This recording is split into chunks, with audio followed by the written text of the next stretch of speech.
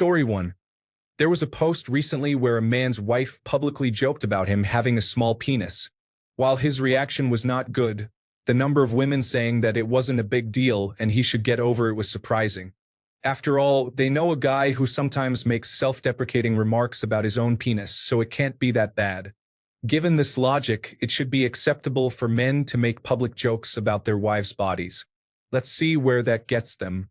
Of course, when you bring this up, there will always be women who say the issue of penis size is created and perpetuated by men. They will immediately try to invalidate the experiences of men who have been body shamed by women, claiming that women who body shame men are the real victims. According to them, it's men who made those women that way. Story 2. When a woman defers to a man or tiptoes around his emotions in a relationship, it is seen as a red flag. However, when a man defers to a woman or tiptoes around her emotions, it is considered normal. The saying goes, happy wife, happy life. Story 3. Yes, it is. The view is broadcast without any questions asked. Story 4. Men in Finland are conscripted. Women are allowed to join the military if they choose, but they are not forced to. Conscripts are not paid, at least not to any significant degree. Women in Finland can vote and run for public office, but there seems to be little urgency to require them to undergo military training. Story 5. I just got into an argument about relationship advice where a man was worn down by his fiancée's misandry, suggesting that all men are harmful. Many comments stated that it was acceptable, claiming she was merely expressing her disdain for the patriarchy and that he shouldn't be offended. When I pointed out that they would likely dislike the opposite, I was ridiculed and labeled as fragile. It has become normalized to the extent that people assert one cannot be a misandrist due to the existence of the patriarchy. Story 6. I could walk into any work meeting and reasonably hear a variation of the phrase men always, filled in with something ridiculous. The point is not whether the person saying that is correct or incorrect in 95% of situations. The point is that I, as a man, would never feel even remotely comfortable saying women always in a corporate setting. It doesn't even matter if I was going to say something positive. In similar situations, I have attended meetings where one woman constantly goes on rants about how we need to see more women in my specific field. None of the men are keeping the women out. The fact that this woman is there in the first place is due to her skill and competency. We still have to sit there and pretend that somehow it's men's fault that women are generally not often interested in our field. We simply do not control all of the influences from media and education that girls receive from birth, which sets them on a trajectory where they might find our field interesting. None of that matters, though. We all just sit there and take it until she runs out of steam and realizes we're not going to engage her on it. She'll never get pulled aside and be told, hey, how about you give it a rest with blaming all the men in the room for things they can't control? Story 7. Misandry in divorce court is absolutely normalized. I understand why the laws might have been made in the 1800s when society was very different, but these laws are out of touch with modern society and are harming men. In today's society, the idea that a man and a woman enter a consensual relationship and that the man owes the woman half or more of everything indefinitely is incomprehensible to me. I have a friend who recently got divorced. His ex-wife works in real estate and makes more money than he does but is able to conceal her finances. His take-home pay is approximately $8,000 per month, and after a lengthy legal battle, the court has ordered him to pay $4,400 per month in alimony and $2,000 per month in child support. He now lives in a two-bedroom apartment with a random roommate because it's all he can afford and often eats ramen. He can barely afford to live, which means he is having difficulty seeing his children, and because of this, his ex is already discussing taking him back to court for increased child support. Everyone seems to think that is perfectly normal. Story 8. It is extremely normalized, and there are examples to prove it. Shelters for victims of domestic violence are available for women, but none specifically for men, despite men making up almost 50% of intimate partner violence victims. If a boy is with his mother in a shelter for women and children, he is removed once he reaches a certain age. News coverage of the protests in Iran framed the situation as a men versus women issue, despite the fact that the overwhelming majority of protesters killed by the government were men who were advocating for women's rights. The phrase female teacher has sexual relations with underage boy is often contrasted with male teacher rapes underage girl. Story 9. In a couple of messages, I pointed out some glaring hypocrisies regarding male and female behavior. 1. Women are just as guilty of leering at, ogling, and sexualizing men as men are of doing the same to women. Women have always critiqued their partner's fashion choices, so there is nothing wrong with men doing the same with their wives and girlfriends. Not surprisingly, I faced a backlash from a group of individuals who were quick to defend the double standards where males are always portrayed as the bad guys. Story 10. It is much more acceptable than misogyny. In fact, there are even men who do not consider it a big deal or support it. Story 11. Bottling up your feelings is the definition of toxic masculinity. Men often suffer from stress-related issues. It's important to be more open about emotions. I appreciate your support. I've been feeling really sad since my sibling passed away. Stop crying. I don't want to hear you talk about your brother all day. This is exaggerated for brevity, but many of us have experienced similar reactions. Story 12. Men are not allowed to be sexually attracted to women. It is deemed objectification. Society often perceives sex as something men do to women, placing the blame solely on men when issues arise. Male rape victims are seen as weak and often become the subject of jokes, especially if the perpetrator is female. In contrast, female rape victims receive the sympathy they deserve. Body-shaming men is highly normalized. Men are bullied for showing even the slightest bit of vulnerability or traits labeled as unmanly. Meanwhile, women who engage in activities typically associated with masculinity are praised. Searching online with different queries, such as, "Why is my wife yelling at me?" compared to "Why is my husband yelling at me?" yields different results, highlighting the existence of misandry. When women voice concerns about misogyny, they are celebrated for their bravery and for sharing their truth. In contrast, when men express concerns about misandry, they are reprimanded.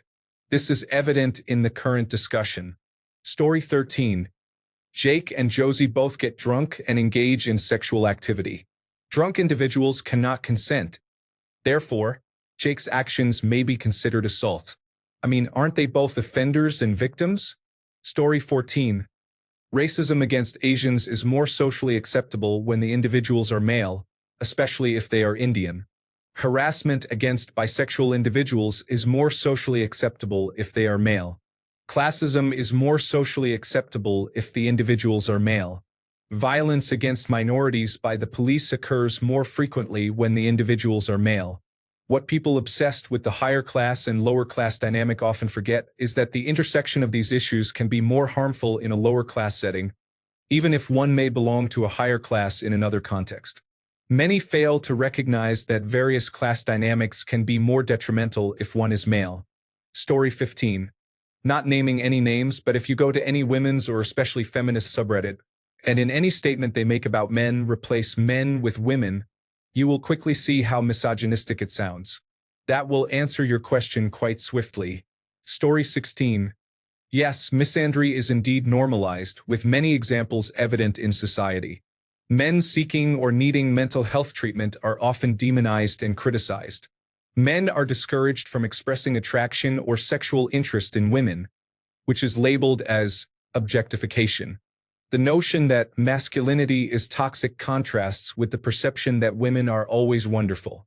Women often receive leniency in disciplinary measures and criminal law, referred to as the pussy pass. There is open discrimination against men in education, college applications, attendance, hiring, and promotions. Law enforcement is often discriminatory against men. Moreover, men are still expected to initiate and pay for dates, despite women surpassing men in education and earnings. Story 17. Yes, definitely. It starts in academic circles with manipulation of language to make issues seem non-existent while discussing them openly. Labeling privilege as benevolent sexism when it affects women, and labeling sexism as disprivilege when it affects men creates confusion. We then get distracted by convoluted arguments when someone claims that it is impossible to be sexist against men. This gender-specific labeling is a prime example of institutionalized sexism. Story 18. Intimate partner violence, funding for education, access to medical care, access to housing, and access to essential social services are all critical issues. Sexual assault is taken more seriously when it happens to a woman. There are significant concerns regarding homelessness rates, workplace death rates, and the draft. Story 19. Women. I would rather run into a dangerous wild animal than a man. Man, that's unreasonable. Women. You are a murderer and a rapist for disagreeing with me. Story 20. At work in the office. This box is heavy. Rustic Sergi. Can you move this box?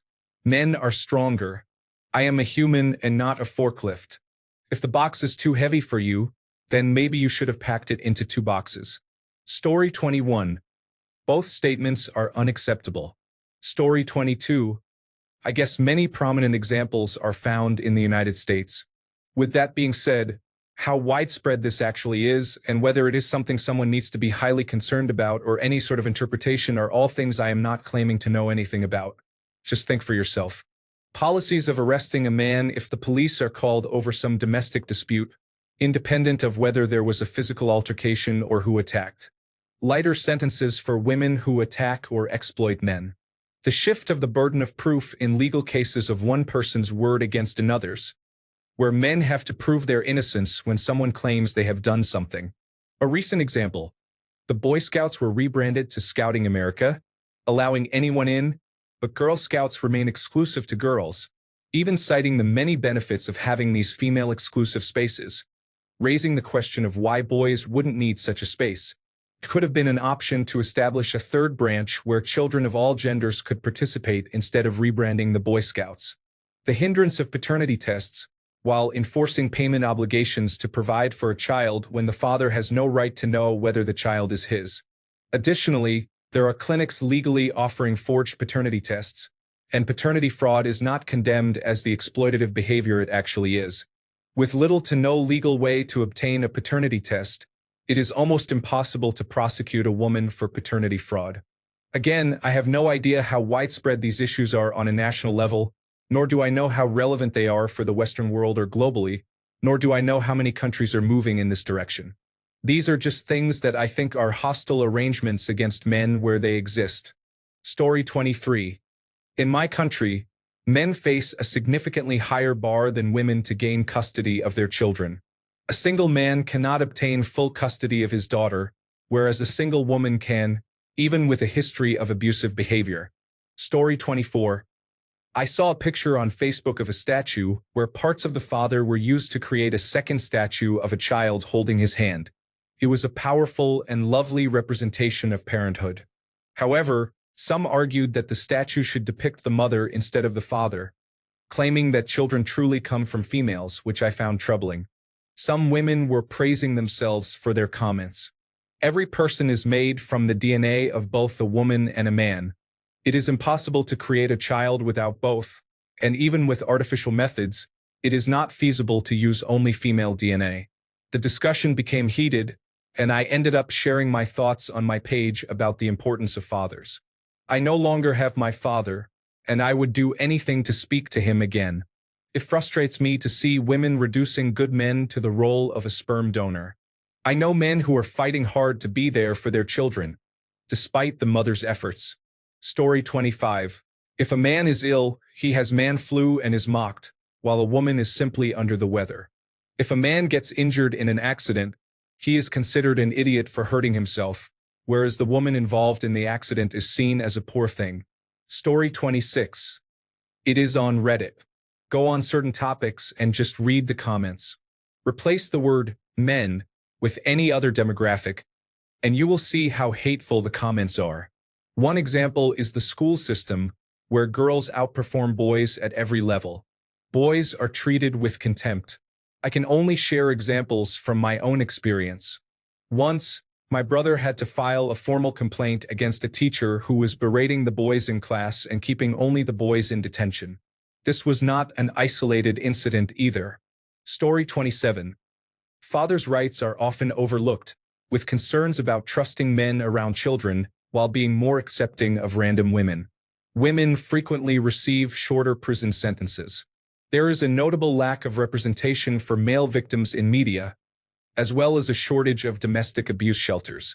Some individuals claim that Gad's creation of Baby Reindeer exploits a woman with mental illness, despite the work reflecting his own trauma and experiences.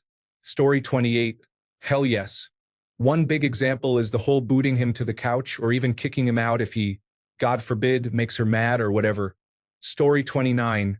Most men I have met in my social circles are the ones making compromises nearly every time. It is more constraining for them than for their girlfriends. Many women consider this normal or do not even notice it in the first place. Story 30. One significant aspect for me is that throughout my life, I have heard many women express sentiments such as men are untrustworthy. A man is only as loyal as his options, and similar phrases. Story 31. I have had to explain what misandry means to two women in my life.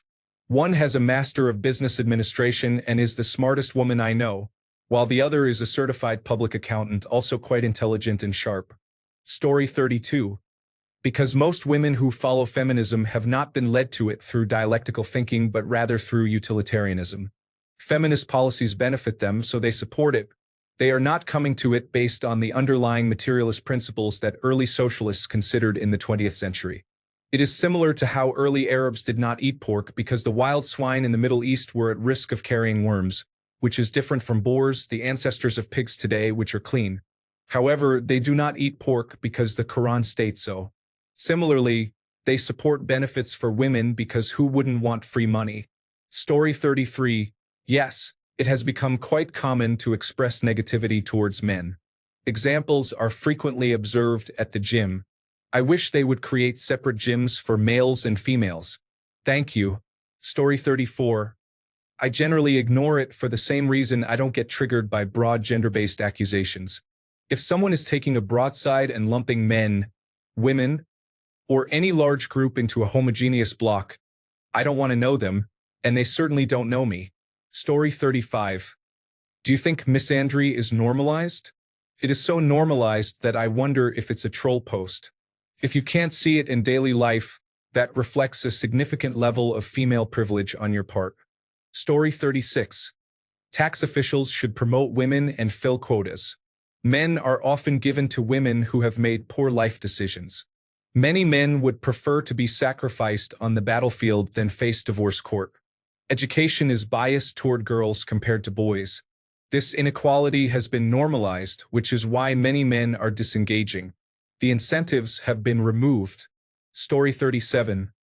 I would say it's prevalent online, but at about the same pace as other forms of prejudice. In real life, I rarely notice it, much less than those who are prejudiced against women, to be honest. Story 38. I see misandry all the time. Whenever a man is called weak for showing emotions or not a real man for dressing a certain way, men are treated as competition instead of being treated respectfully. It gets so bad that I occasionally see misandry from women. Story 39. It is absolutely true. There are countless examples of men being criticized for their actions, whereas when women do the same thing, they receive substantial support. Story 40. Forget about normalization. Misandry is legalized. Just visit any courthouse during divorce proceedings, and you will see exactly what I mean.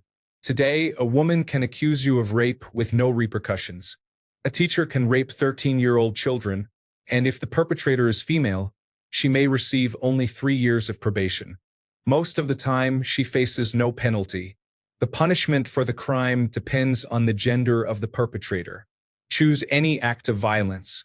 Gather data from thousands of court cases, then categorize them based on gender. You will discover that men are often severely punished, while violence against women is consistently punished more severely than violence against men.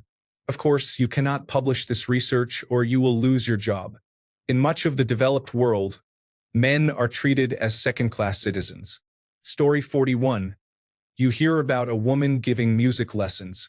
Next, you find out she has enough students and is not accepting anymore.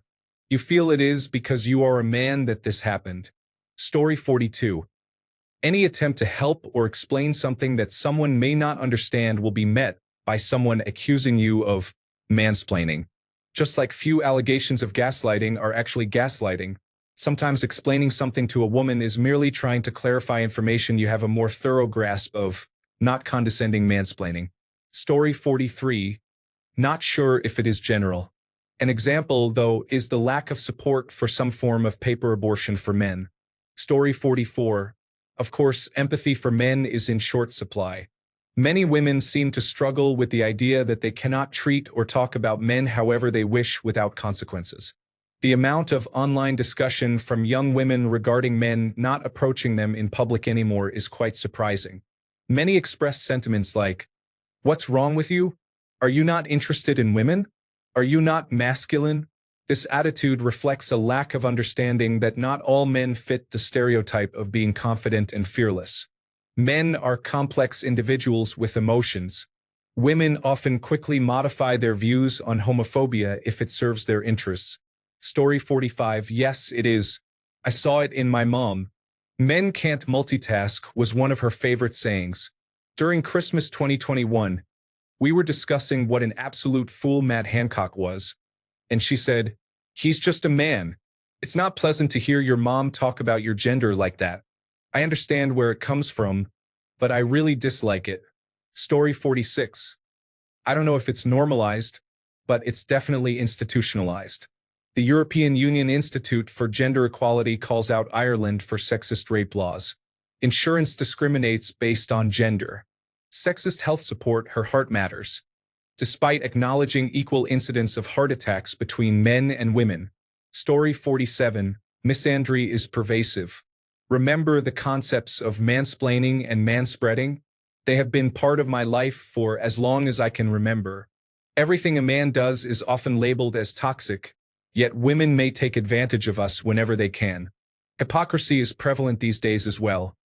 Just step into any office led by women and listen to them make inappropriate jokes about tools or getting someone on their knees. It is clearly a world dominated by women now, considering the prevalence of women-centric films and advertisements. The Boy Scouts are now simply the Scouts. I'm not complaining, but let's be honest about the situation. Story 48. Women can use a man for his money. Consider the songs No Scrubs and Bills. Both songs convey the message that if a man is not wealthy, he should not even attempt to engage. Imagine if a man expressed a similar sentiment about women, he would likely be labeled negatively. Story 49. It is normalized in the court system. Sentencing disparity shows that men receive 63% longer sentences on average than women do for the exact same crime. Women have a significant advantage in criminal, civil, and family court. Additionally, only 3% of approximately 400,000 alimony recipients are male. Story 50. My wife had hit me during arguments, thrown things, and broken dishes. During couples therapy, even though they were aware of these actions, it was never addressed by any of the three therapists. If the roles were reversed, the situation would have been handled very differently. Story 51.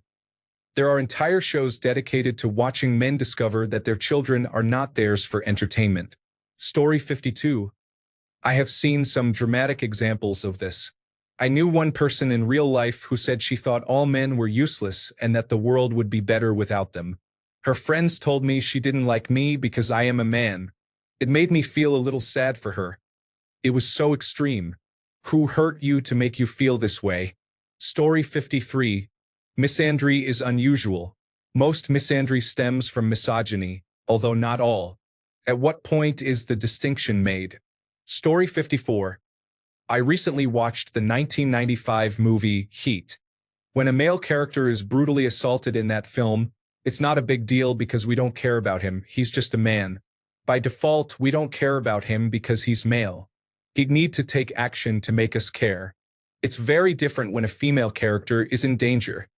The movie slows down and becomes dramatic because we're expected to feel deeply for her. Why? Because she's female, so we're supposed to care about her by default. The only way we won't care is if she does something specifically wrong. I don't think this phenomenon is limited to Heat. That happens to be what I watched recently, but this is how movies operate, and they reflect people's real-life views. In real life, a woman can commit a crime as horrible as murdering her own children, and people will make excuses for her, trying to show understanding. Articles about such cases often receive comments like, "She must have been going through a terrible mental health crisis to reach that point," phrased passively as if outside forces influenced her actions. If a man commits the same crime, there's no understanding. It's simply, he's evil, lock him up for life or kill him. Story 55. I mean, you all saw the recent discussion on Twitter about the question, hiking alone in the forest? Would you rather encounter a man or a bear? Right? The number of people saying they would rather encounter a bear, and those defending that position, definitely had me rolling my eyes. Story 56. There are many complaints about negative behavior. Stop defending inappropriate actions, and perhaps there would be less of it. I am tired of justifying harmful attitudes. Be courageous and call out your friends when they need to be held accountable. When a group of men is in one room, they often play the victim. Please refrain from making excuses. Story 57.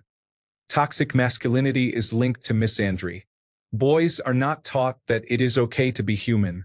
They grow up with an inner void where their authentic self should be, adapting to the harshness of socialization. This often gets directed at women, and much of the misogyny we observe can be seen as a byproduct of misandry that gets displaced.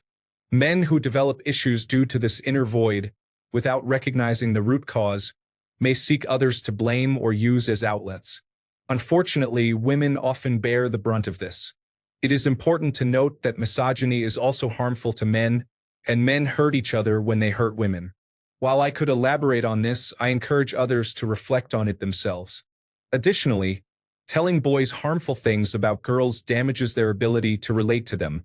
Essentially, boys are not taught how to relate to themselves healthily, nor how to relate to girls in a healthy way, and this hurts everyone. Story 58. Men working in white-collar jobs often get assigned the heavy lifting and unpleasant tasks simply because they are men. I weigh 135 pounds soaking wet, and I am the one who gets asked to carry anything heavy at work despite my inability. Story 59. Kick him in the balls. It would be interesting to allow a woman who says this in places like a bar, the beach, or a party to experience the sensation of receiving a strong kick to both testicles. It would certainly be an eye-opener for her. People can die from suffocation due to a testicle injury, as the entire lower diaphragm can lock in a spasm. In such a situation, another person must quickly run and get their arms under the victim's armpits, lifting their torso off the ground to relieve the abdominal muscles and allow them to breathe again. In 1996, I trained in karate with someone at a summer camp. We were both wearing cups and were sparring when my front kick unexpectedly slipped beneath my opponent's cup, smashing both testicles against the inner wall of the cup. He curled into a fetal position and fell to the floor.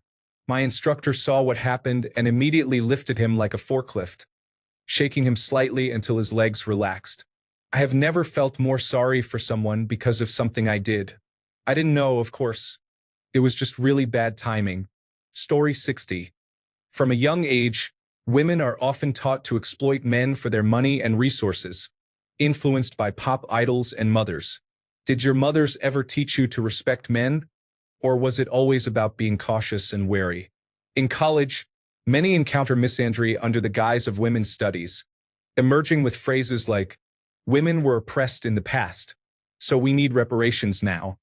No one seems to bat an eye when it comes to men paying for dates while women do not, despite this being a custom from an era when women did not have their own financial independence. Women are socially permitted to manipulate men for drinks or suggest that something sexual might happen if the man fulfills certain expectations. When he meets those expectations and she changes her mind, it is deemed fair and justified. Imagine if this scenario were reversed, ordering food and not paying for it because you changed your mind. In any other context, legal charges would be pressed, so it is absurd that this behavior is overlooked by society. It is disheartening, as in these situations, the man tends to be genuine, while the woman shows no shame or guilt for using men. The ultimate irony lies in the fact that women are rarely called out for this misconduct by their peers. It is often condoned. If a man speaks up about this behavior, he faces backlash.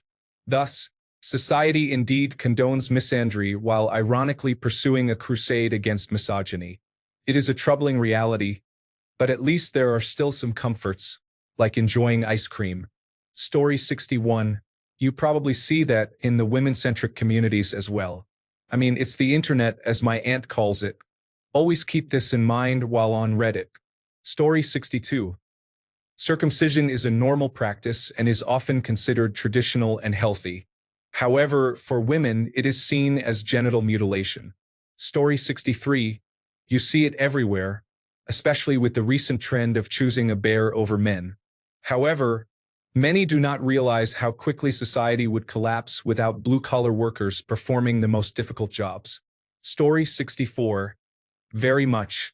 However, it is often presented as justified, understandable, or a non-issue by those who harbor misandrous sentiments and by individuals who may not be misandrous themselves but tolerate such beliefs, including some feminists and progressives. This attitude can manifest in various ways.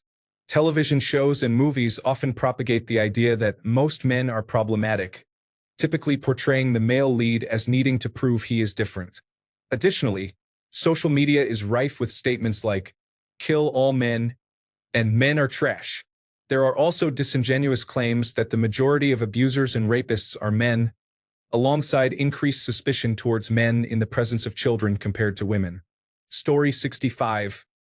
I think it's normalized because some people have turned it into a competition of oppression.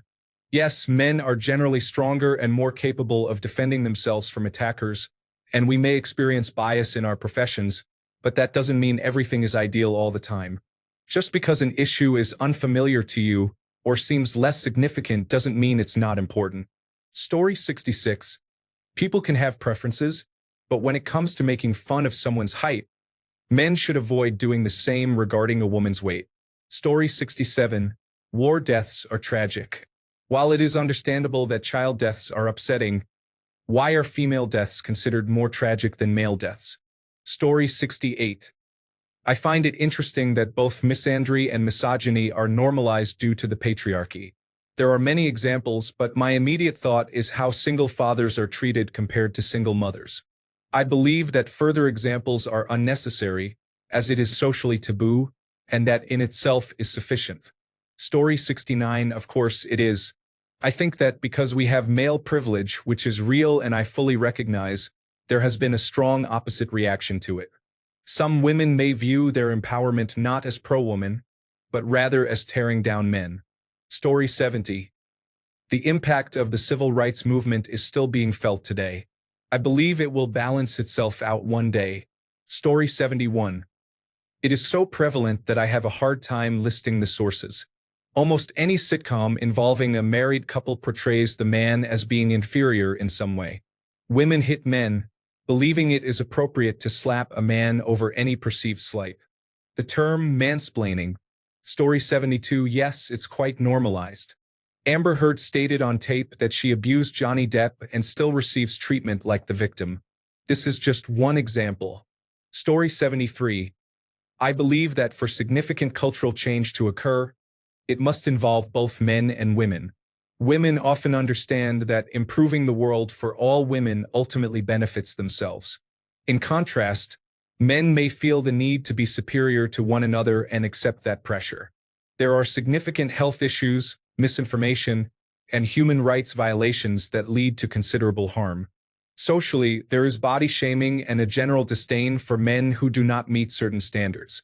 I strive to be kind to myself and my fellow men because, in my view, that is the only way forward. Story 74. My neighbor is out of town, and he couldn't reach his wife, so he asked me to check on her and the kids. She didn't answer, and then I turned around and saw another neighbor, a woman, on the phone. It turns out the person I was checking on called the woman neighbor because a strange man was at her door. Why did she send her elderly neighbor outside if she thought a dangerous man was out there? Why wouldn't she call me? Who is the man outside? The fact that she thought she could trust that elderly lady over me in that situation is astonishing. Story 75. If a man reports that he has been sexually assaulted, people respond to him, "You should be happy.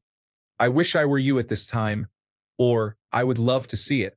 If a woman admits to being assaulted, the accused loses his career, job, friends, contracts, family, and everything he has built. This is the case based on the accusation alone, regardless of its truth. The same applies to cases of seduction involving students. When male professors engage in such behavior, they face severe consequences, and rightly so. However, when a female teacher does the same, people act as if it is something that men can only dream of and completely ignore the fact that the boy was just 13 years old. Story 76. To name a couple of examples. General, just visit the 2X chromosomes subreddit. Systemic, assault on female is a recognized charge, while assault on men is often viewed as less serious. Story 77. Yes, men had control for a long time. However, as this has changed over the years, the straight-up hatred from the other sex often reflects an inadequate way of dealing with their own failures or past relationships. Some individuals use the history of women's rights to justify bigotry and sexism, claiming it is a form of empowerment. Unfortunately, this behavior is simply hateful and directed at issues that the majority of men no longer control. Story 78. I approached a woman I liked once in the cafeteria to ask her to go dancing after we had exchanged glances, smiled at each other, and waved at each other. She was even smiling as I got up and came over.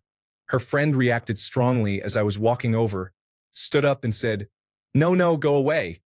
And I hadn't even done or said anything yet. This was in public and nobody intervened, as if this was acceptable behavior.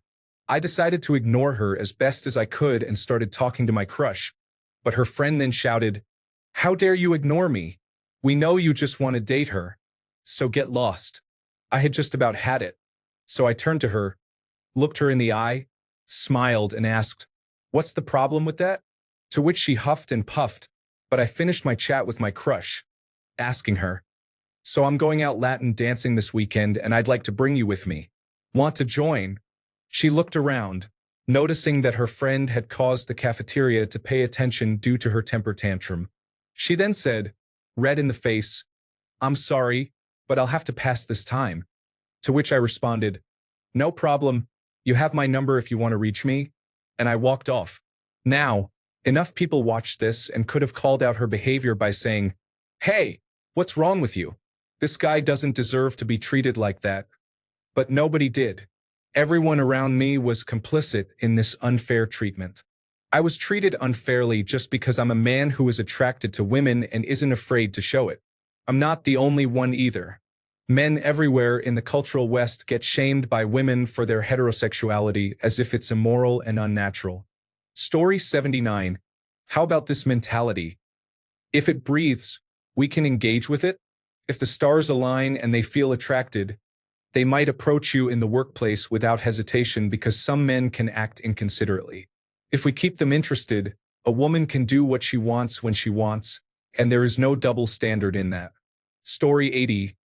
Male body shaming, baldness, overweight, size, muscle development, role in society, often interact with children in professional settings such as kindergarten. Should not be alone with women due to concerns about misconduct. It is honorable to die in war as a man, expected to be providers, expected to protect others, even at personal risk. Viewed as expendable. Gender-based stereotypes, always perceived as driven by sexual desire, leading to the myth that men cannot experience violations and the assumption that all male behavior is motivated by a desire for sex. Discouraged from expressing emotions or perceived as emotionally unavailable. Often seen as causing their own problems. Criticism from women, particularly feminists, offering advice that is perceived as beneficial to women rather than taking into account the well-being of men. These are just some points. Feel free to add more. Story 81. One issue is how assault against men and boys is often normalized. In Ed, and Eddie, the Kanker sisters actively sexually harass the boys for laughs. In iCarly, Sam beats and berates Freddie as a joke. There's even a scene in The Office where Michael and Jan are in the bathroom during a party, and Jan forces Michael to do various things. If the genders were reversed, it would have sparked outrage. Story 82. A friend of mine was assaulted by a teacher. She had his child without him knowing while he was in prison. Now, at 18, he has to pay child support and risks jail time. Story 83. You should watch this. Story 84. I think the best example of normalized misandry is how we treat male rape victims compared to female rape victims. While statistically, female rape victims are a larger group in the category of rape victims, we must consider how our society treats one group versus the other. For example, as a man, you are more likely to hear, "You liked it," especially if the assault was committed by a woman, who may even be congratulated. Conversely, if a woman comes forward, she is more likely to receive support, which is troubling. Society often glorifies men getting laid as something every man wants and needs, which is misguided because individuals who identify as asexual exist, regardless of their feelings towards sex. This perception creates an environment where male rape victims are dismissed or accused of having actually enjoyed the experience. Men are also less likely to share their stories as rape victims due to societal pressures that demand they be tough. The expectation that men should not express emotions is prevalent, leading to the belief that a man would be seen as less manly if he admitted to being victimized. To make my point clear, men are clearly victims of misandry regarding how society addresses their experiences as rape victims, especially when the perpetrator is a woman, regardless of the age difference, provided that the man is not under a certain age. Additionally, if a woman accuses a man of rape, the allegation is often accepted as truth more quickly than the other way around. Furthermore, male-on-male rape is, in some contexts, sexualized, as seen in certain online narratives. The reason women are statistically more frequently reported as victims may stem from men being less likely to disclose their experiences. This situation mirrors previous perceptions of left-handed or LGBTQ+ individuals, where there were claims of none or a very small portion, only for numbers to rise as societal acceptance increased. This increase is not a trend. Rather, as acceptance grows, more individuals feel empowered to share their experiences, whether in support of others or to tell their own stories as members of a marginalized group. Story 85. The most direct and obvious example is women expecting men to take charge in relationships. Men have to ask women out, men have to court women, and men have to initiate intimacy. Almost every woman harbors some level of misandry. Story 86. Men experience the common cold like everyone else. It's just that society discourages us from admitting we are unwell due to stereotypes associated with masculinity. Story 87. It occurs subtly enough that some people don't realize they're doing it until confronted. While some extremes are vocalized more than others, where misogyny seems to be loud, misandry is a quiet kind of bigotry. That said, I have rarely come across demonstrable misandry in real life, but when I have, the only option is to walk away from it and never interact with that kind of behavior again.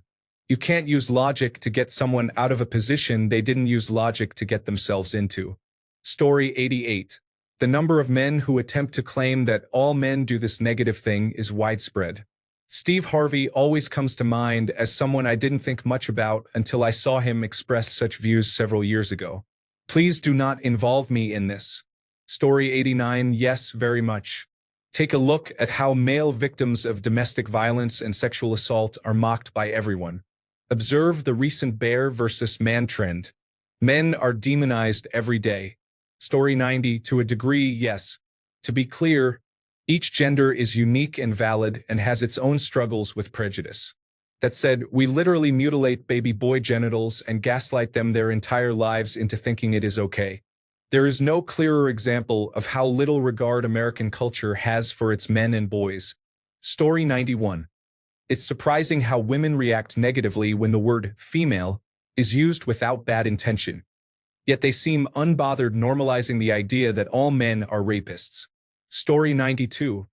I think that men are seen as inherently lower value than women, especially in the context of wars. We are often viewed as expendable beings who get drafted. Men aren't allowed to talk about emotions without sacrificing social status or losing the respect of others. That's why we vent about emotions here. There isn't another place in the real world to express how I truly feel without being seen as weak. Yet even within myself, I believe it. I believe it is weak to show emotions and talk about them. So perhaps that, in and of itself, is normalized misandry. Story 93. Normalized implies normalcy. It suggests a kind of prevalence and pervasiveness that I do not necessarily agree with. I do not think it is normal for a woman to be a misandrist any more than it is normal for a man to be a misogynist. Perhaps I give humanity too much credit, but I believe most of us are good people, or at least not maliciously bad.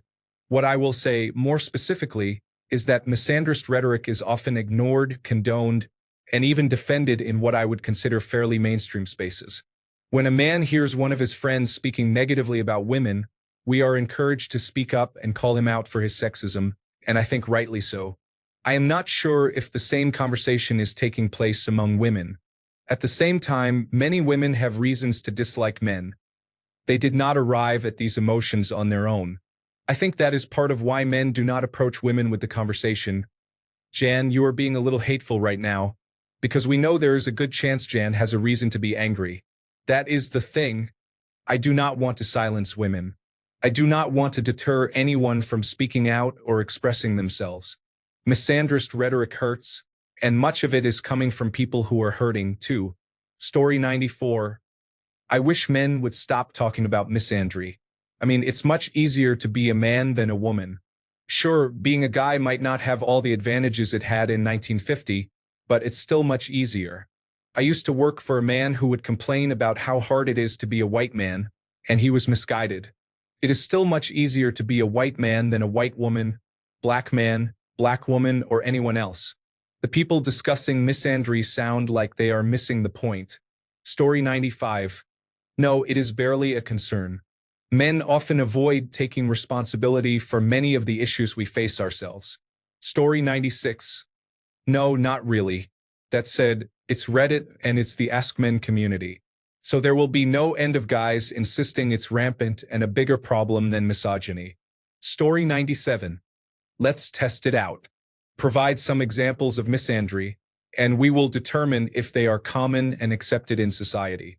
Thanks a bunch for sticking around till the end of the video. Remember to subscribe, and until next time, stay awesome and goodbye.